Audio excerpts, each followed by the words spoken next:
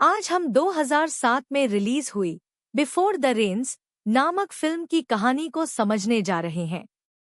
इस कहानी में 3 मुख्य पात्र हैं। वे हैं हेनरी, डीके और संजना।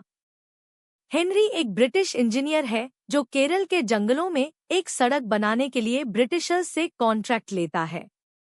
हालांकि उस क्षेत्र में सड़क बनाना थोड़ा मुश्किल काम है, लेकिन अगर वह इस काम को पूरा कर लेता है तो हेनरी को बहुत सारे पैसे मिलेंगे। इसलिए हेनरी डीके की मदद लेता है। डीके एक प्रभावशाली व्यक्ति है और उस क्षेत्र में अच्छी तरह से जाना जाता है। वह एक अच्छी तरह से पढ़ा लिखा व्यक्ति है और हेनरी के साथ उसके अच्छे संबंध हैं।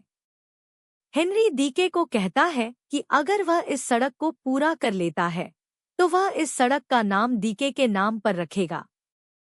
हेनरी डीके को एक पिस्तौल भी गिफ्ट में देता है जो इंग्लैंड में बना हुआ है। डीके उस पिस्तौल को देखकर बहुत खुश होता है और कहता है कि यह बहुत कीमती चीज है जिसे उसने गिफ्ट में दिया है। डीके को कुछ लोग कहते हैं कि वह बहुत पढ़ा लिखा है और उसे स्वतंत्रता संग्राम में शामिल होना चाहिए, लेकिन डीके को इसमें कोई दिलचस्पी नहीं है। वह कहता है कि इससे कोई फर्क नहीं पड़ता कि कौन शासन कर रहा है, जब तक लोगों को नौकरियां मिल रही हैं। डीके हेनरी के साथ रहकर अपने भविष्य को बेहतर बनाने की सोचता है। वह हेनरी के लिए न केवल सड़क के काम में मदद करता है, बल्कि उसके व्यक्तिगत जीवन में भी मदद करता है। संजना हेनरी के घर में काम करती है और उसकी पत्नी के इंग्लैंड चले जाने के बाद हेनरी संजना के करीब आने लगता है। संजना भी हेनरी को पसंद करने लगती है क्योंकि उसका पति उसे मारता पीटता है। हेनरी और संजना के बीच रोमांटिक संबंध बन जाते हैं। हाँ, संजना से कहता है कि वह उससे प्यार करता है और उसके बिना नहीं रह सकता। संजना भी हेनरी से प्यार करने लगती है, लेकिन डीके को उनके रिश्ते के बारे में पता चल जाता है और वह जानता है कि यह रिश्ता सही नहीं है। डीके हेनरी को समझाने की कोशिश करता है, लेकिन हेनरी उसकी बात नहीं सुनता। एक दिन कुछ बच्चे हेनरी और संजना को देख लेते हैं और संजना के पति को पता चल जाता है। वह संजना को मारता पीटता है और वह हेनरी के पास आ जाती है।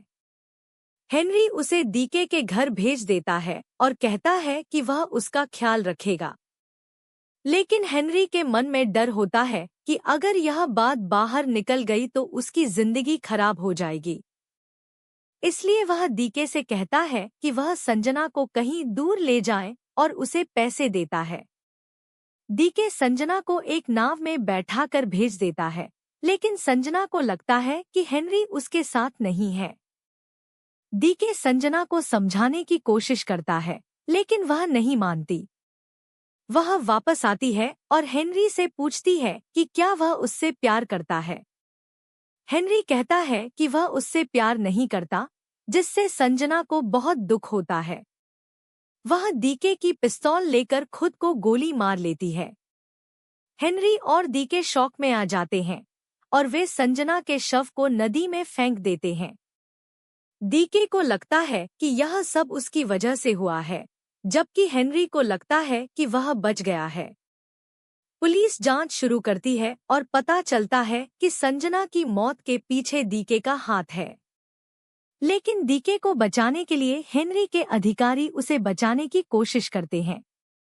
गांव वाले डीके को पकड़ लेते हैं और उसे पंचायत के सामने पेश करते हैं। डीके कहता है कि उसने संजना को नहीं मारा, लेकिन गांव वाले उसे नहीं मानते। हेनरी की पत्नी को पता चल जा हेनरी का संजना के साथ अफेयर था और वह उसे छोड़कर चली जाती है। डीके को पता चलता है कि हेनरी ने उसे धोखा दिया है और वह हेनरी को मारने की कोशिश करता है, लेकिन वह हेनरी को नहीं मार पाता और हेनरी को जाने देता है।